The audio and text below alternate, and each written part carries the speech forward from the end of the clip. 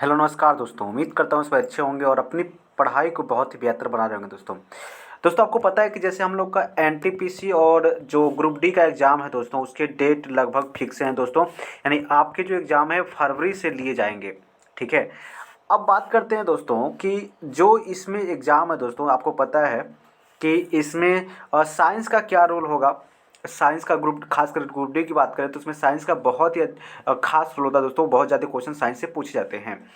तो अब बात करते हैं दोस्तों कि वहाँ पर जो भी आपके जीके जीएस के क्वेश्चन बन रहे हैं दोस्तों, जीके जीएस के क्वेश्चन बन रहे हैं, हम उनका एक सीरीज टेस्ट सीरीज चला रहे हैं दोस्तों, जहाँ पर हर चीज़ हम लोग कवर करेंगे। चाहे वो जीके हो, पॉलिटी हो, इकोनॉमिक्स हो, यानी केमिस्ट्री हो, बायो हो, मतलब कुछ भी हो दोस्तों, हम ना हर चीज़ कंप्लीट करेंगे। हर एक चीज़ से क्वेश्चन लेंगे और उसको अच्छी तरह से क्या करेंगे, डिस्कस करेंगे। तो उम्मीद करता हूँ दोस्तों ये सारी चीज़ें आपको बहुत ही पसंद आएंगी और यहाँ से आप अपने पढ़ाई को और ज़्यादा इम्प्रूव कर सकते हैं। तो आज के लिए दोस्तों हमने बहुत कुछ अच्छे क्वेश्चन रखे हैं जो आपको अच्छा लगेगा दोस्तों। और उम्मीद करता हूं दोस्तों आपको ये वीडियो बहुत ही अच्छा लगने वाला है। तो चलिए स्टार्ट करते हैं दोस्तों, बिना कुछ टाइम वेस्ट किए पूरे क्वेश्चन को स्टार्ट करेंगे और पूरे क्वेश्चन को अच्छी तरह से देखेंगे। बात करें दोस्तों पहले क्वेश्चन की, तो पहला क्वेश्चन क्या कर रहा है, भारत में सबसे जो संपत्ति वाला राज्य कौन सा है, यानी जिसके पास है सबसे अधिक संपत्ति है दोस्तों, उस वह राज्य कौन सा है। तो बात करें दोस्तों भारत में जो सबसे अधिक संपत्ति वाला राज्य है, तो उसका जो राइट आंसर होगा दोस्तों महाराष्ट्र। यानी महाराष्ट्र की अगर बात करें तो ये सबसे यहाँ पर अधिक संपत्ति, यानी सबसे धनी, ऐसे कहे तो सबसे धनी राज्य जो है वो महाराष्ट्र है। और बात करें महाराष्ट्र की दोस्तों, तो आपको पता है इसके जो सीएम है यहाँ के, वो है उद्धव ठाकरे। कौन है? उद्धव ठाकरे जी यहाँ के क्या है, सीएम है। ठीक है। उसके बाद बात करें दोस्तों यहाँ पर केरला की, तो आपको पता है दोस्तों कि जिसमें केरला एक ऐसा राज्य है दोस्तों जहाँ पर जो शिक्षा है, ठीक है, शिक्षा, ये शिक्षा पे दोस्तों नंबर वन जो राज्य है दोस्तों, यानी वो क्या है, केरला है। यानी सबसे अधिक शिक्षित जो राज्य है वो कौन सा है, केरला है। ठीक है। तो उम्मीद करता हूँ दोस्तों ये सारी चीज़ आपको अच्छी तरह समझ में आएंगी। चलिए फिर आगे चलते हैं और अगले क्वेश्चन को देखते हैं। अगले क्वेश्चन क्या कह रहा है, अगले क्वेश्चन को देखें तो यहाँ पर देखिए जीडीपी से है क्वेश्चन। देखिए जीडीपी के आधार पर भारत का जो स्थान है दोस्तों वो कौन सा है। अब एक बात समझिएगा, सबसे पहले हम समझते हैं जीडीपी क्या है। तो देखिए जीडीपी का मतलब ये होता है, अब इसको अच्छी तरह समझेंगे, जैसे कोई किसी राज्य का ये सीमा है दोस्तों, और इस राज्य में जीडीपी मतलब क्या होता है, देखिए सकल घरेलू उत्पाद, यानी आप एक वर्ष में आप कितना घरेलू उत्पाद कर रहे हैं, ग्रास डोमेस्टिक, जो डोमेस्टिक है, और आपका प्रोडक्ट, ग्रास डोमेस्टिक प्रोडक्ट होता है जीडीपी, यानी सकल घरेलू उत्पाद, इसको हिंदी में बोल देते हैं। कहने का अर्थ है दोस्तों जीडीपी हम कैसे निकालते हैं। देखिए जीडीपी का अर्थ होता है, जीडीपी निकालने का तरीका क्या होता है, जैसे आप, जैसे मान लीजिए कि जो फैक्ट्री है दोस्तों, जैसे हम मान लेते हैं जियो, जियो ने जो भी प्रोडक्ट बनाया उसका जो मतलब उत्पाद, जो अंतिम मूल्य होगा दोस्तों, मान लेते हैं इसने जियो जो है वह 750 कमाया, मान लेते हैं एग्जाम्पल देते हैं, जियो क्या है 750 कमा लिया। ठीक है। ऐसे टाटा है जो दोस्तों, टाटा ये भी आपका एक तो मान लीजिए ये कमाया 500 कमाया, कितना कमाया, 500 कमाया।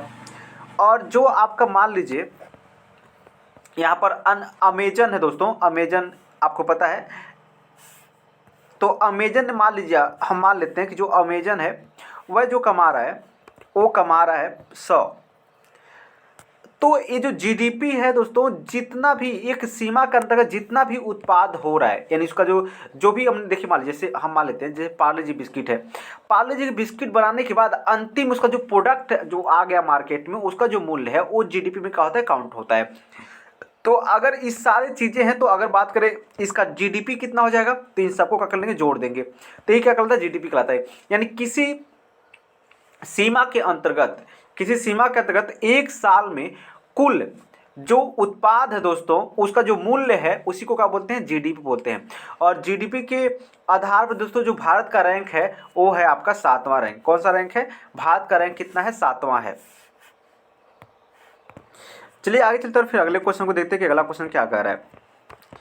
यहाँ पर देखिए भारत का जो नाम है, भारत के नाम की जो उत्पत्ति का संबंध प्राचीन काल के किस प्रतापी राजा से माना जाता है। तो दोस्तों ऐसा माना जाता है कि जो प्राचीन काल में जो राजा थे दोस्तों, भरत चक्रवर्ती, यानी भरत के नाम पर ही भारत का जो नाम पड़ा है। ठीक है। यानी भरत के नाम पर जो आपका भारत नाम पड़ा हुआ है, ऐसा माना जाता है। ठीक है। बात करें दोस्तों अशोक मौर्य की, तो आपको पता है दोस्तों कलिंग का युद्ध लड़ने के बाद जो है दोस्तों अशोक ने अपना राजपाट सब त्याग दिया था दोस्तों, और यह बौद्ध धर्म को स्वीकार कर लिया था। किस धर्म को? बौद्ध धर्म को। तो क्वेश्चन बनता है कि वह कौन सा शासक था दोस्तों जिसने बौद्ध धर्म, देखिए होता क्या दोस्तों, जो कलिंग का युद्ध हुआ था, यह जो कलिंग का युद्ध हुआ था बहुत ही भयानक युद्ध था दोस्तों, कलिंग का युद्ध। और इस युद्ध में क्या हुआ था, बहुत ज़्यादा रक्तपात होता था, जिससे जो कहा जाता है कि जो अशोक का हृदय क्या हो गया, पिघल गया दोस्तों, यानी परिवर्तित हो गया। और यह युद्ध ना करने का निर्णय लिया, यानी कभी भी युद्ध, यानी ऐसे कि हम अस्त्र या शस्त्र उठाने का निर्णय ले लिया, और यह बौद्ध धर्म को स्वीकार कर लिया। ठीक है, तो ये अशोक के बारे में कहा जाता है। ठीक है, और बात करें दोस्तों अशोक ने अपने पुत्र और पुत्रियों को दोस्तों भेजा था बौद्ध धर्म के प्रचार के लिए। इनकी जो पुत्री थी यह बौद्ध धर्म के प्रचार के लिए कहाँ गई थी? श्रीलंका में गई थी। तो ये सारी चीज़ें हैं जो आपको याद होने चाहिए। चलिए फिर आगे चलते हैं और अगले क्वेश्चन को देखते हैं। अगला क्वेश्चन क्या है, भारत का जो सबसे बड़ा राज्य कौन है? आपसे पूछा जाए भारत का सबसे बड़ा राज्य कौन है, तो देखिए भारत का जो सबसे बड़ा राज्य है, अगर क्षेत्रफल के हिसाब से बात करेंगे तो वो है राजस्थान। कौन सा है? राजस्थान। और पहले पे क्या हो गया? राजस्थान हो गया दोस्तों, और दूसरे पे क्या हो गया? दूसरे पे हो गया दोस्तों आपका महाराष्ट्र। कौन हो गया? महाराष्ट्र। तो क्षेत्रफल के हिसाब से सबसे जो बड़ा राज्य है दोस्तों वो राजस्थान है।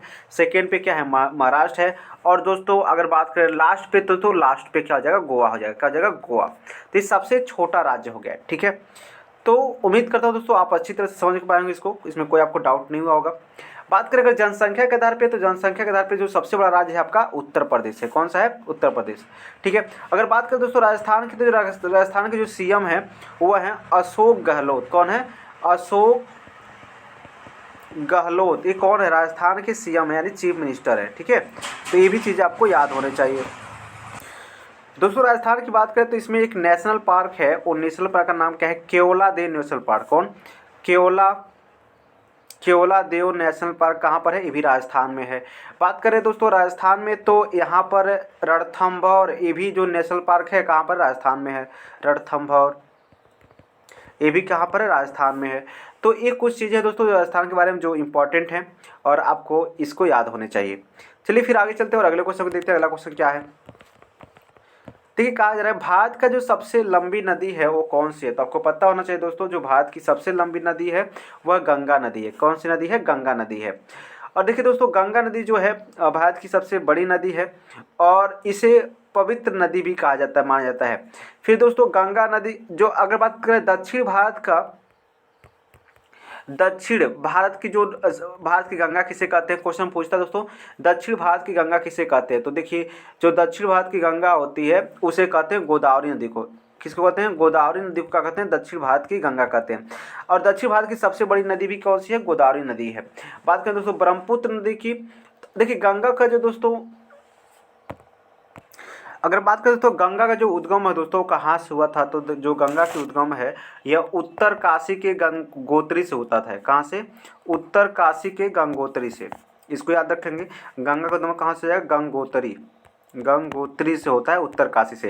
देखिए दोस्तों गंगा नदी वास्तव में कैसे बनती है, देखिए इधर से आता है दोस्तों भागीरथी नदी, और इधर से आती है अलकनंदा। और यहाँ पर जब भागीरथी अलकनंदा दोनों आपस में मिलती है दोस्तों, तो इसको बोलते हैं दोस्तों देवप्रयाग। क्या बोलते हैं? देवप्रयाग। तो जो गंगा नदी बनती है यहाँ से इसका नाम क्या बन जाता है? देखिए ये अलकनंदा है और ये भागीरथी है। ठीक है, और ये दोनों जब आपस में मिलेंगे तो इसको क्या बोलते हैं? देवप्रयाग बोलते हैं। देखिए 5 तरह के प्रयाग होते हैं दोस्तों। कितने प्रयाग? 5 तरह के। अब ये 5 तरह के प्रयाग कौन कौन से, इसको देख लेते हैं दोस्तों। सबसे पहला दोस्तों विष्णु प्रयाग। ठीक है, कौन सा प्रयाग है? विष्णु प्रयाग। और विष्णु प्रयाग में कौन कौन नदियां मिलती हैं? तो देखो धौली गंगा और दोस्तों विष्णु गंगा। जब धौली गंगा और विष्णु गंगा आपस में मिलेंगे, धौली गंगा और विष्णु गंगा जब ये दोनों आपस में मिलते हैं तो इसको बोलते हैं विष्णु प्रयाग। ठीक है, उसके बाद दोस्तों यहाँ से जो इसका नाम पड़ जाता है अलकनंदा। क्या पड़ जाता है? अलकनंदा। और जब ये अलकनंदा दोस्तों आगे आती है, अलकनंदा, और ये अलकनंदा जब आगे आती है तो यहाँ पर आगे आने पर इसका जो फिर जो नदी होती है दोस्तों नंदाकिनी। जब नंदाकिनी दोस्तों अलकनंदा मिलती है, ध्यान से देखिएगा यहाँ पर। देखिए विष्णु प्रयाग कब है? जब विष्णु प्रयाग में दोस्तों क्या होता है? धौली गंगा और विष्णु गंगा दोनों जब आपस में मिलती हैं तो उसे क्या बोलते हैं, धौली गंगा। और जो विष्णु गंगा आपस में मिलेंगे तो उसको बोलेंगे विष्णु प्रयाग। और यहाँ से इसका नाम क्या पड़ जाएगा, अलकनंदा। तो देखिए जब अलकनंदा, एक सेकेंड, देखिए जब अलकनंदा और नंदाकिनी जब ये दोनों आपस में मिलती हैं तो इसको बोलते हैं नंद प्रयाग। क्या बोलते हैं, नंद प्रयाग। ठीक है, इसको क्या बोलेंगे, नंद प्रयाग बोलेंगे। नंद प्रयाग में अलकनंदा और नंदाकिनी दोनों में मिलती हैं, नंद प्रयाग। ठीक है, ये हो गया नंद प्रयाग। उसके बाद बात करें दोस्तों, फिर यहाँ से इसका नाम अलकनंदा ही होता है। और जब ये आगे बढ़ती है दोस्तों, तो जब इसमें पिंडार नदी में, यानी अलकनंदा में दोस्तों जब पिंडार नदी मिल जाएंगी, पिंडार, तो ये कहलाता है दोस्तों कर्णप्रयाग। क्या कहलाता है, कर्णप्रयाग, कर्णप्रयाग। तो ये 5 तरह के प्रयाग होते हैं दोस्तों।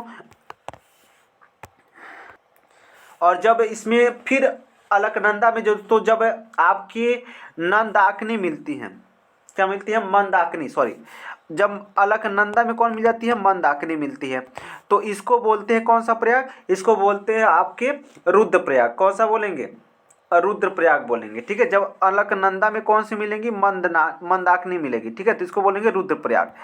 और जब अलकनंदा में दोस्तों कौन मिलती है, अलकनंदा में जब मिल जाती है आपकी भागीरथी, तो इसको बोल देते हैं दोस्तों देवप्रयाग। भागीरथी, इसको क्या बोलेंगे, देवप्रयाग। तो ये 5 तरह के क्या होते हैं, प्रयाग होते हैं, पंच प्रयाग इसको बोलते हैं। कौन कौन से, तो सबसे पहले कौन से प्रयाग, तो सबसे पहले आपका हो जाएगा विष्णु प्रयाग, फिर कौन सा, नंद प्रयाग, फिर कर्ण प्रयाग, और फिर क्या आपका रुद्र प्रयाग, फिर आपका देव प्रयाग। तो ये 5 तरह के प्रयाग होते हैं। तो जब यहाँ पर जब इसका नाम क्या बदल जाता है, यहाँ पर जो नाम बन जाता है दोस्तों, ये बन जाता है इसका गंगा।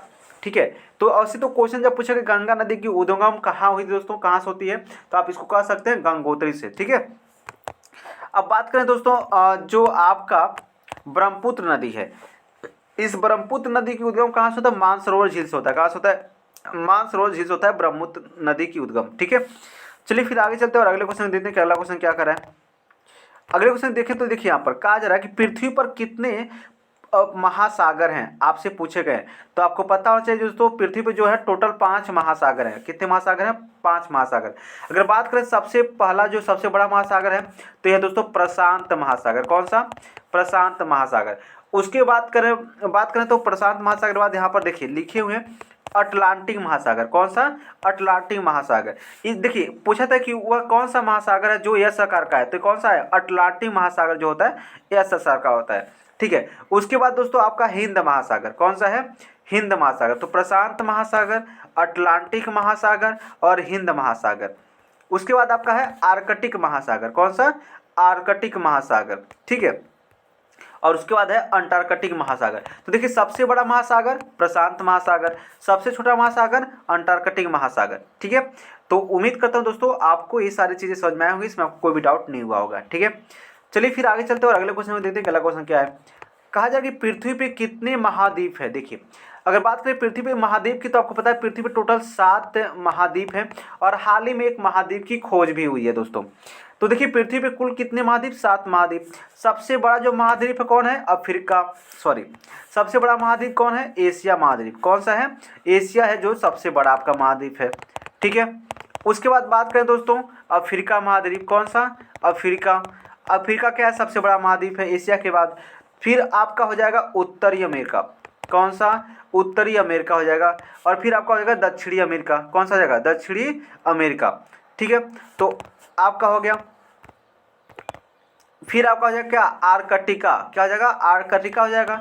फिर आपका हो जाएगा यूरोप और फिर का जाएगा ऑस्ट्रेलिया। तो जब सबसे छोटा महाद्वीप ऑस्ट्रेलिया महाद्वीप और सबसे बड़ा महाद्वीप अफ्रीका महाद्वीप, सॉरी एशिया महाद्वीप। तो ये चीज़ आपको याद रखनी चाहिए। टोटल कितने महाद्वीप, 7 महाद्वीप। ठीक है, समझ में नहीं आया।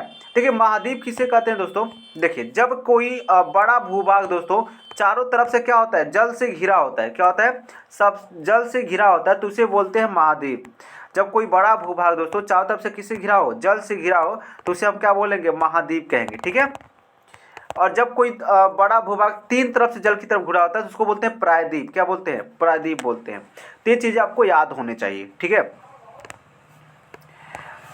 और जब कोई देश दोस्तों चारों तरफ से किससे घिरा हो, जब कोई देश दोस्तों चारों तरफ से भूमि से घिरा हो तो उसे बोलते हैं लैंड लॉक कंट्री। तो सबसे बड़ा जो लैंड लॉक कंट्री है दोस्तों कौन सा है, कजाकिस्तान है। ठीक है, तो क्वेश्चन पूछता है कि सबसे बड़ा लैंड लॉक कंट्री कौन है, तो कजाकिस्तान हो जाएगा। ठीक है, चलिए ये सारी चीज़ आपको याद होनी चाहिए और उम्मीद करता हूँ सारी चीज़ आपको याद भी होंगे। बात करें विश्व का सबसे बड़ा महाद्वीप, तो आपको भी हमने बताया क्या है, अफ्रीका महाद्वीप क्या है, विश्व का सबसे बड़ा महाद्वीप है। ठीक है, अफ्रीका की जो सबसे ऊंची चोटी है दोस्तों कौन सी है, अफ्रीका की सबसे जो ऊंची चोटी है वो किलीमंजारो, कौन सी है, किलीमंजारो, ये अफ्रीका की सबसे ऊंची चोटी है किलीमंजारो। ठीक है, और आप पता एशिया की सबसे ऊंची चोटी कहाँ जाएगी, तो एशिया की जो सबसे ऊंची चोटी है दोस्तों वो हो जाएगी एवरेस्ट। जो आपकी एवरेस्ट पर्वत है दोस्तों यह वो एशिया की सबसे ऊंची चोटी हो जाएगी। ठीक है, बात करें दोस्तों ऑस्ट्रेलिया की सबसे ऊंची चोटी कहाँ जाएगी, तो ऑस्ट्रेलिया की जो सबसे ऊंची चोटी है दोस्तों वो है माउंट कोसियस्को। क्या है, माउंट कोसियस्को, ये आपके ऑस्ट्रेलिया की सबसे ऊंची चोटी हो जाएगी। ठीक है, और बात करें दक्षिण अमेरिका की सबसे ऊंची चोटी क्या हो जाएगी, जो दक्षिण अमेरिका की सबसे ऊंची चोटी हो जाएगी दोस्तों वो हो जाएगी एकांगुआ, माउंट एकांगुआ। ठीक है, तो इस यहाँ से भी क्वेश्चन क्या होते हैं बन जाते हैं और इसे आपको याद होने चाहिए, माउंट एकांगुआ, सॉरी एकांगुआ, ये आपका हो जाएगा इसका सब्स्टिट्यूट। ठीक है, चलिए फिर आगे चलते हैं और अगले क्वेश्चन में देखते हैं। अगला क्वेश्चन क्या है, कहा जा रहा है कि अंतरिक्ष में पहुंचने वाली विश्व का प्रथम व्यक्ति कौन है दोस्तों, जो अंतरिक्ष में पहुंचने वाला विश्व का प्रथम व्यक्ति है वो कौन है। तो देखिए जो अंतरिक्ष पहुंचने वाले विश्व का पहला व्यक्ति है दोस्तों वो क्या है, मेजर यूरी गागरिन। कौन है, मेजर यूरी गागरिन दोस्तों, जो विश्व के पहले व्यक्ति है दोस्तों जो अंतरिक्ष में गए थे। बात करें दोस्तों कि जो आपका शिक्षा को अनिवार्य करने वाला प्रथम देश कौन सा हो गया, देखिए और जो नील आर्मस्ट्रांग कौन है, तो ये दोस्तों चंद्रमा पे जाने वाले पहले व्यक्ति, चंद्रमा पे कदम रखने वाले कौन पहले व्यक्ति कौन हो जाएंगे, नील आर्मस्ट्रांग हैं। ठीक है, और उसके बाद दोस्तों कुछ हम लोग देख लेते हैं प्रथम जो हैं, जैसे अगर बात करें दोस्तों आपके शिक्षा को अनिवार्य करने वाला प्रथम देश कौन जाएगा, तो हो जाएगा प्रसा। जो प्रसा है दोस्तों ये शिक्षा को अनिवार्य करने वाला प्रथम देश है। ठीक है, उसके बाद दोस्तों जो माउंट एवरेस्ट पर चढ़ने वाले जो प्रथम व्यक्ति कौन है दोस्तों, तो ये है शेरपा और तेंजिंग, ये माउंट एवरेस्ट पे चढ़ने वाले प्रथम व्यक्ति हो जाएंगे। ठीक है, बात करें दोस्तों उत्तरी ध्रुव पर पहुंचने वाला पहला व्यक्ति कौन जाएगा, तो रॉबर्ट पियरी। जो रॉबर्ट पियरी है यह उत्तरी ध्रुव पर चढ़ने वाला प्रथम व्यक्ति हो जाएगा, रॉबर्ट पियरी, इसे भी आप याद रखेंगे। बात करें दोस्तों विश्व का पहला धर्म कौन सा है दोस्तों, तो देखिए जो विश्व का पहला धर्म है वो है सनातन धर्म। कौन सा धर्म है, सनातन धर्म जो है विश्व का प्रथम धर्म है। ठीक है, और अंतरिक्ष में पढ़ने वाले पहले व्यक्ति कहाँ जाएंगे दोस्तों, यूरी गागरिन हो जाएंगे। उसके बाद बात करें दोस्तों इंग्लिश चैनल को पार करने वाली प्रथम भारतीय महिला, बहुत अच्छा क्वेश्चन दोस्तों, आरती। कौन सी है, आरती जो है दोस्तों इंग्लिश चैनल को पार करने वाली प्रथम भारतीय महिला हो जाएंगे। ठीक है, तो ये सारी चीज़ें हैं दोस्तों जो आपको याद रखनी चाहिए। अच्छा, सिविल सेवा प्रतियोगिता चालू करने वाला प्रथम देश कौन सा दोस्तों, तो चीन है। सिविल सेवा प्रतियोगिता स्टार्ट करने वाला प्रथम देश कौन है, चीन है, ये भी याद रखना चाहिए आपको। ठीक है, उसके बाद बात करें दोस्तों संविधान निर्माण करने वाला प्रथम देश कौन जाएगा, अमेरिका हो जाएगा। संविधान निर्माण करने वाला प्रथम देश ये आपका अमेरिका हो जाएगा। ठीक है, विश्व का प्रथम विश्वविद्यालय कौन जाएगा, तो तक्षशिला। जो तक्षशिला है दोस्तों ये विश्व का प्रथम विश्वविद्यालय, तक्षशिला विश्व का प्रथम विश्वविद्यालय, तो इसे भी आप याद रखेंगे। ठीक है, तो ये सारी चीज़ें हैं जो दोस्तों आपको याद होना चाहिए। तो उम्मीद करता हूँ ये सारी चीज़ें आपको अच्छी तरह से समझ में आएंगी। चलिए आगे चलते हैं, फिर अगले क्वेश्चन को देखते हैं। अगला क्वेश्चन क्या है, देखिए लोकसभा का उम्मीदवार होने के लिए अल्पतम उम्र क्या होना चाहिए। देखिए जो लोकसभा है दोस्तों उसको निम्न सदन कहा जाता है, जबकि राज्यसभा को उच्च सदन कहा जाता है। लोकसभा के दोस्तों जो उम्मीदवार हैं उनका जो उम्र है 25 वर्ष रहना चाहिए, जबकि राज्यसभा का कितना 35 वर्ष रहना चाहिए। ठीक है, मुखिया के लिए कितना दोस्तों 21 वर्ष होना चाहिए। तो ये सारी चीज़ें देखिए प्रधानमंत्री के लिए कितना है, तो प्रधानमंत्री के लिए भी कितना है 25 है, क्योंकि दोस्तों जो प्रधानमंत्री होता है वो लोकसभा का क्या होता है, सदस्य होता है। ठीक है, लोकसभा का मेंबर होता है। देखिए संसद के दोस्तों मेंबर को क्या कहते हैं, मेंबर ऑफ पार्लियामेंट यानी सांसद कहते हैं। तो जो लोकसभा में बैठते हैं और जो राज्यसभा में बैठते हैं दोनों को हम क्या बोलते हैं, सांसद कहते हैं। ठीक है, यानी संसद में बैठने वाले को क्या बोलेंगे, सांसद कहेंगे। तो याद रखिएगा लोकसभा के लिए कितने 25, राज्यसभा के लिए कितने 35। ठीक है, तो इसे भी आप याद रखेंगे। राष्ट्रपति के लिए भी कितना उम्र है दोस्तों, 35 ही है। राष्ट्रपति का जो उम्र है वो भी कितना है, 35 ही है। ठीक है, चलिए फिर आगे चलते हैं और अगले क्वेश्चन देखते हैं कि अगला क्वेश्चन क्या कर रहा है। यहाँ का जो भारतीय जनसंघ का जो स्थापना है दोस्तों कब हुआ था। देखिए जो भारतीय जनसंघ का स्थापना है दोस्तों, बाद में यही दोस्तों बाद जा करके क्या बन गया, भारतीय जनता पार्टी बन गई। और इसकी स्थापना की बात करें तो ये हो गया 25 मार्च 1960 को हुआ था। यानी भारतीय जनसंघ की स्थापना कब हुआ था, 25 मार्च 1960 को हुआ था। तो उम्मीद करता हूँ इसे आप अच्छी तरह से समझेंगे, इसमें आपको कोई भी डाउट नहीं हुआ होगा। चलिए आगे चलते हैं, फिर अगला क्वेश्चन देखते हैं। देखिए यहाँ पर कहा जाए दिलवाड़ा का जो मंदिर दोस्तों कहाँ पर स्थित है। देखिए जो दिलवाड़ा का मंदिर है दोस्तों, यह स्थित है आपके आबू पर्वत पर। किस पे, आबू पर्वत पे क्या होता है, दिलवाड़ा का आपका जो मंदिर है वो स्थित है। किस पर्वत पे याद रखेंगे, आबू पर्वत पे याद रखेंगे, ठीक है।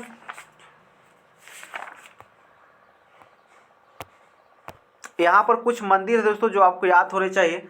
जैसे सबसे पहले है बालाजी मंदिर।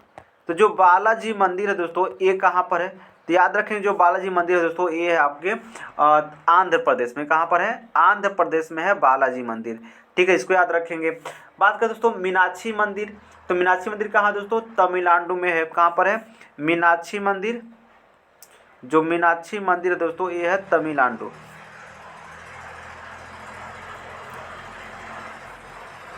ठीक है। मीनाक्षी मंदिर तमिलनाडु हो जाएगा दोस्तों। बात करें दोस्तों आपका जो सूर्य का कोणार्क मंदिर है, कौन सा, सूर्य का कोणार्क मंदिर। सूर्य का कोणार्क मंदिर है, ये कहाँ है, तो सूर्य का जो कोणार्क मंदिर है ये आपका है उड़ीसा में। कहाँ पर है, उड़ीसा में। और आपको याद होना चाहिए इसे ब्लैक पगोड़ा के नाम से जानते हैं, ठीक है। किस नाम से जानते हैं, ब्लैक पगोड़ा से नाम जानते हैं सूर्य के कोणार्क मंदिर को, ठीक है। और ये कहाँ पर है, उड़ीसा में। और ये किसने बनाया था दोस्तों, तो गंग वंश के जो शासक थे दोस्तों उन्होंने क्या किया था, इसको बनवाया था। बात करें दोस्तों जो ये आपका दिलवाड़ा मंदिर है कहाँ पर है, राजस्थान में, याद रखिएगा कहाँ पर है, ये राजस्थान में है। तो इसको भी आप याद रखेंगे, ठीक है। और बात करें दोस्तों आपका जो बृहदेश्वर मंदिर है, कौन मंदिर, बृहदेश्वर मंदिर, ये कहाँ पर है, तो बृहदेश्वर मंदिर की बात करें तो ये भी कहाँ पर है, तमिलनाडु में है। और इसे राजा राज चोल ने बनाया था। किसके बनाया था, राजा राज चोल ने बनाया था। ये भी कहाँ पर है, तमिलनाडु में है, ठीक है। तो इसे भी याद रखेंगे आप। और बात करें दोस्तों आपके पद्मनाभ स्वामी मंदिर, ठीक है, पद्मनाभ स्वामी मंदिर कहाँ पर है, तो ये आपका तिरुवनंतपुरम में है। कहाँ पर है, पद्मनाभ स्वामी मंदिर, पद्मनाभ स्वामी मंदिर, ये कहाँ पर है, ये भी तिरुवनंतपुरम में है, ठीक है। सबरीमाला मंदिर, ये भी कहाँ पर है दोस्तों, केरल में है। सबरीमाला मंदिर कहाँ पर है, केरल में है। तो इसे भी आप याद रखेंगे, केरल में, ठीक है।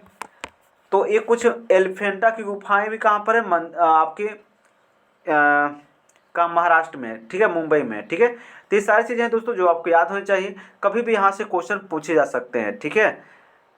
अच्छा एक चीज़ और दोस्तों, कामाख्या माता मंदिर, कामाख्या माता मंदिर ये कहाँ पर है, ये भी आपका असम में है। कहाँ पर है, असम में है कामाख्या माता मंदिर, ठीक है।